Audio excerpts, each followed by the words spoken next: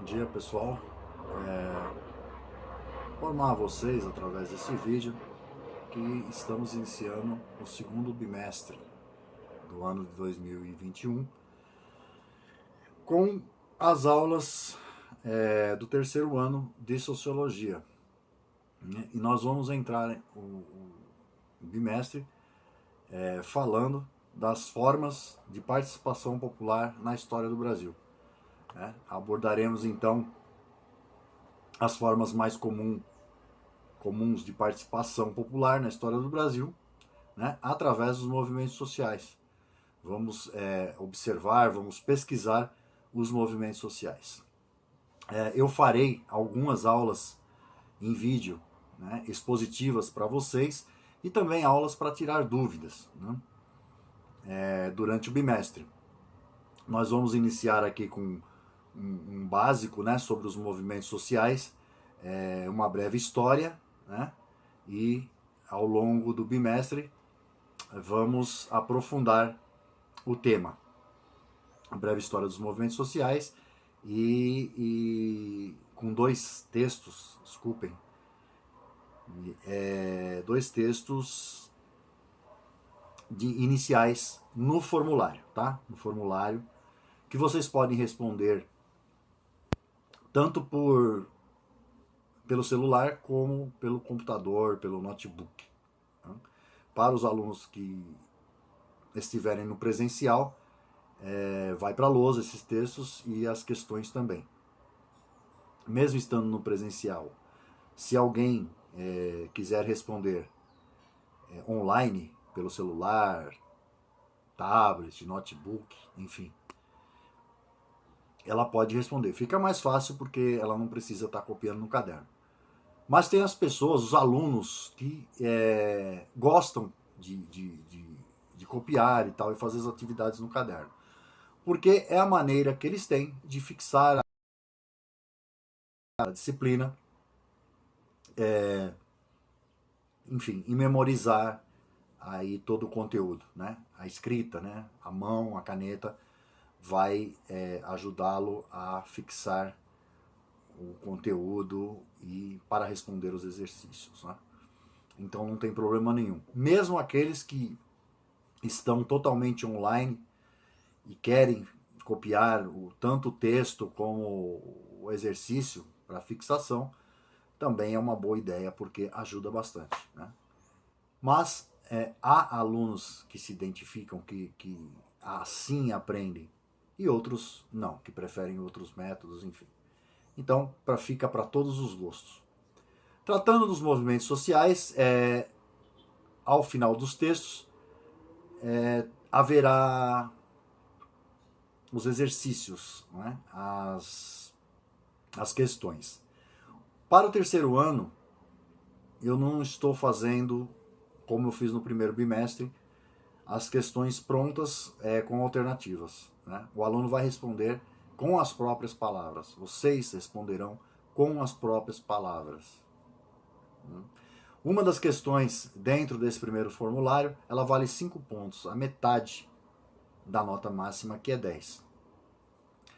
Porém, há recursos para identificar quando o aluno copia e cola, né?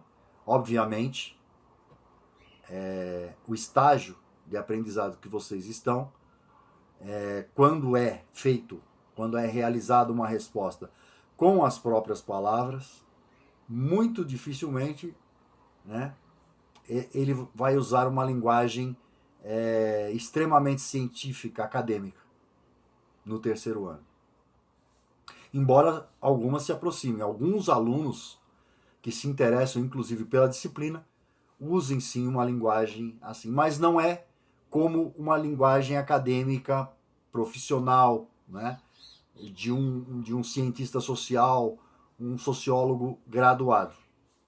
Então, não adianta copiar e colar, porque já por aí tem outros métodos que os professores usam hoje em muitas escolas, inclusive faculdades EAD, tem muitos métodos para pegar aí se a pessoa respondeu ou não, o aluno respondeu ou não, copiando e colando.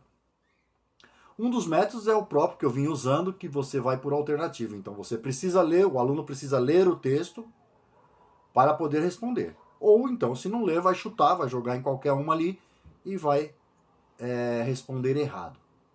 Mesmo assim, não tem como copiar e colar nesse caso, né? O que acontece muito são os alunos não lerem o texto e ir fazendo como uma loteria. Se acertar, acertou. Se não acertar, tá tudo bem. Mas esse é um grande prejuízo para o aluno. Eu sempre falei, embora muitos de vocês, a grande maioria de vocês não me conheçam pessoalmente, pelo motivo da pandemia, eu não avalio o aluno pelo acerto e pelo erro. O que eu avalio é o interesse do aluno, né? E o que ele aprendeu tentando aprender. O que ele conquistou para ele no processo de aprendizado, na tentativa de aprender, né? Então, para mim, se ele leu o texto e respondeu tudo errado, ele pode tirar 10. É o desempenho, né? Na pesquisa, na busca, né? Às vezes o que menos importa é se você acertou questão A, ou B ou C, né? É como você, a seriedade que o aluno olha para a matéria e tenta aprender. Assim ele está aprendendo. Não está aprendendo quem copia e cola, ou quem chuta a resposta, né? Que praticamente é a mesma coisa. Você põe qualquer uma e se estiver certo, tudo bem. Ou copia e cola, se o professor não perceber, tá tudo certo. Você não está aprendendo, o aluno não está aprendendo. De forma alguma.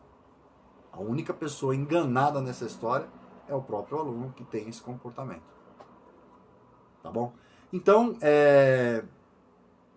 uma das questões, como eu falei, que é a que vale 5 pontos, ela tem é uma pesquisa de sociologia, um pequeno aprendizado de pesquisa sociológica. Então eu não aceito resposta copiada e colada. Isso fica claro nas 2 primeiras palavras da resposta. Ou das respostas que me chegam. E também não aceito menos de 7 linhas, porque senão fica muito vazio. Se eu pergunto para você o que faz a sociologia, você me responde, estuda a sociedade. É muito vazia. Tá errado? Não, não tá errado. Mas não é isso que eu quero no exercício. Eu quero além disso, eu quero que o aluno pesquise o que aquele fato que está sendo colocado para ele, aquela questão que está sendo colocada para ele responder. É muito fácil você responder. A sociologia estuda a sociedade, os movimentos sociais. Não. Tem que ser mais profundo que isso. E tem que ter pelo menos 2 linhas respondendo. Porque óleo frita ovo. Fica uma coisa meio...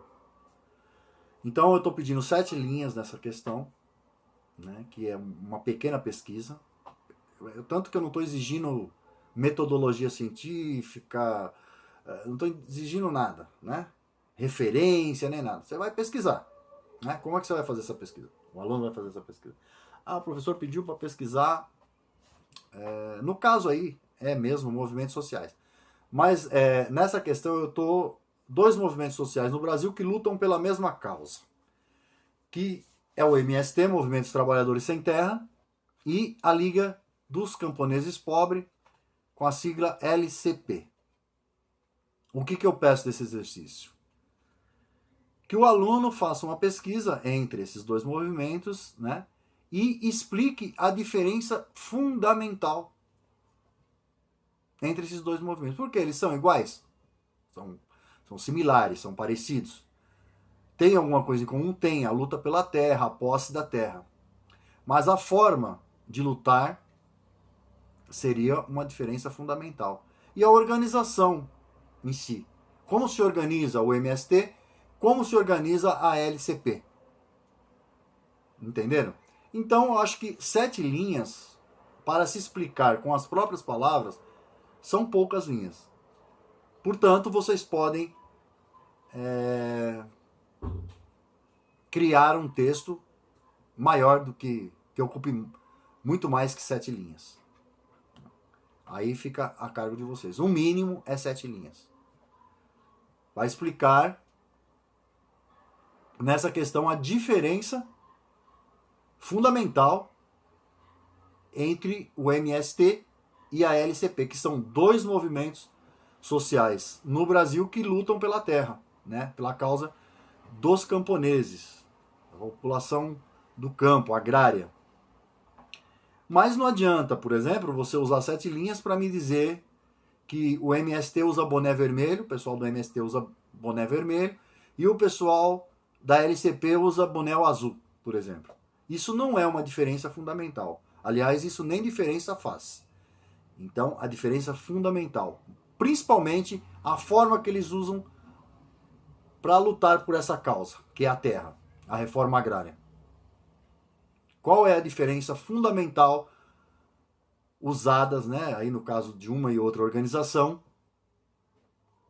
para a conquista da terra, para a efetivação da reforma agrária, né? E aí, entre essa questão chave principal, existe aí o tipo de organização, como se eles se organizam, como cada movimento se organiza para poder lutar daquela forma, vertical, horizontal, para lutar de forma A, vertical, horizontal para lutar de forma B, tá bom?